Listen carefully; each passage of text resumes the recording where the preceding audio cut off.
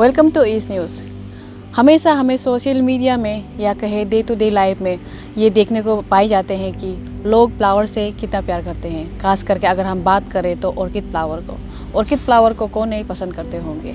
तो इसीलिए आज हम यहाँ ऑर्किड रिसर्च सेंटर टीपी इन वेस्ट कामेंग पे आए हैं, यहाँ जहाँ सुनने में आया है कि यहाँ लगभग 500 से ज़्यादा ऑर्किड फ्लावर्स वैरायटीज़ पाए जाते हैं और जिसका यहाँ गार्डनिंग भी किया जाता है। तो ज़्यादा देरी ना करते हुए आइए हमारे साथ इस गार्डनिंग का टूर करते हैं।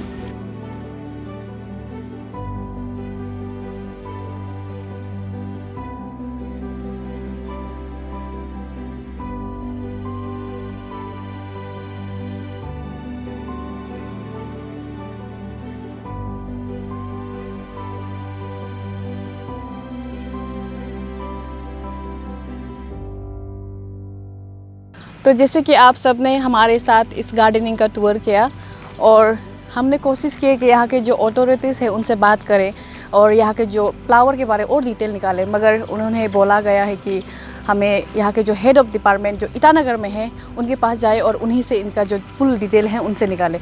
तो चलिए उन्हीं से डायरेक्ट हम बात करते हैं। ऑर्किड रिसर्च सेंटर जो है बहुत पुराना सेंटर है। It was established in 1972 and officially inaugurated by B.K. Nehru. Then he was the governor of Assam. At that time, the capital of our Arunachal Pradesh was at Shillong, and the center was under the Department of Environment and Forest, Government of Arunachal Pradesh. Since then, it is functioning very smoothly. Earlier it was known as a central nursery.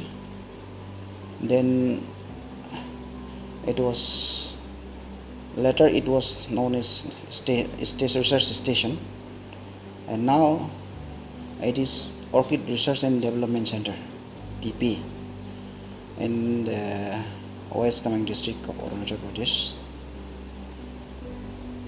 The basic objective of that center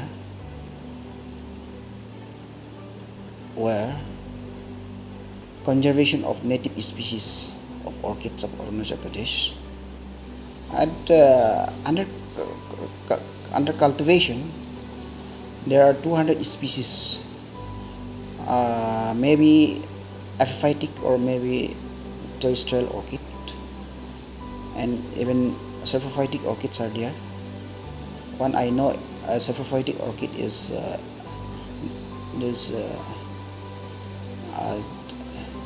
Diplomaris hirsuta is also saprophytic, and one more is Didima flexis valens, is having white flowers. It's very within that center, very saprophytic orchid. And other is common, maybe if epiphytic growing on the trees. There you might have seen there is a lot of trees, thick plantation intentionally for tree orchid house, and other is terrestrial orchids. So altogether there is about 200 species. West Kameng is very rich in orchid diversity. It may be because of maximum coverage, because all the maximum tour trips have been conducted in that district, since center is also in that district. And other part, that's why I have divided Arunachal into 4 zones. First zone comes under west, then up to east Kameng. Second zone from this Papumpare to lower Subansiri, then up to along West Siang. Third is Siang district, Siang Valley, including Upper Siang, then Siang district, East Siang, etc. Then fourth one is eastern, that is Terap, Sanglang, Longding, Namsa, etc. So after traveling all this region, I found in that orchid diversity is maximum in western. For a layman, orchid orchid detection is almost maybe difficult until you have an expert with you to show you, because orchid plants are growing on the trees, so you may not notice, and some orchids are very small in size, so it may be this overlooked, and some are growing on this ground, so it may be there, it may be there, but you may not identify that this is orchid. So you might have seen a lot of plant, means few of them were definitely an orchids. Orchid flowering is from February to April. February, March, April. These 3 months are very maximum orchids are flowering in these 3 months. What we considered, what the taxonomists considered prominently are labellum, flowers, from flowers. Labellum means leaves. That is one of the modified petal. In orchid, there are 3 petal, 3 sepal.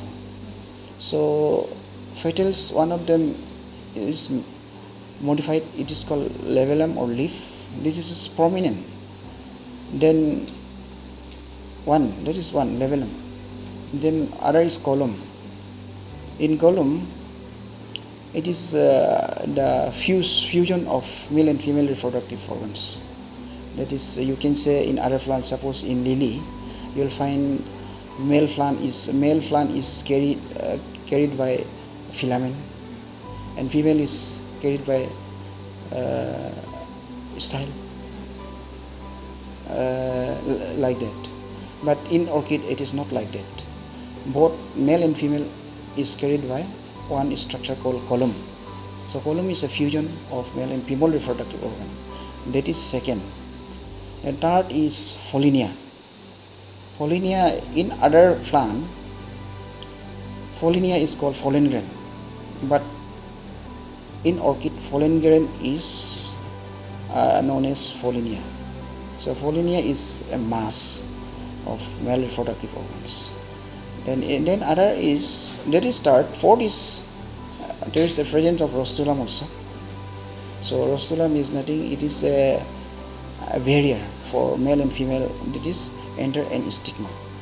So this, because of the presence of this rostulum, there is no self-pollination or less pollination in nature until there is external agencies like moths, butterflies and other bees will carry the pollen grain to stigma. So this, because of this, and there are a lot of other difference, what I can say, but these are the main differences for flower from other plant. Orchid में देखिए फायदा is lot of फायदा, means a lot of benefits, and that फायदा, benefits also depend on person to person. For example, there are so many scientists, researchers, etc. For them, orchids is beneficial for easy this thing due to its develop this thing reproductive structure or differentiation. For commercial people, it's make cut flowers. Then some orchids are spice edible like vanilla, and some are aromatics like area fragrance, very distinct fragrance, sweet smell is there. So, and some are medicinal. So these are very, for example, this is Ceterium nephalensis, which I have got. We have a project, training project on this, and we have find and extract or this drug against TB, tuberculosis. It was collected from this below Besaki, below Chachila first, and then from that area, and then the extract was the Amity University, and then it was identified or clinic trial by this AIMS. So we found good drugs from that orchids for anti-tuberculosis. Now there is a problem of funding from government, from central also. So nowadays trends has been changed. When I started working there, situation was different, or in that funding system. Now it is very strict, or very what I can say is difficult. Now lot of competitiveness is required from for scientists also. To get fund, external fund is not easy for me as a scientist. What I can say is until unless I have an external project, I have no work, because I have no chance to work. Because if the money is from state government that money or fund will be used by these field staffs. But for my research work, I have to individually get the fund from external sources. Thanks for watching. Please subscribe and hit the bell icon.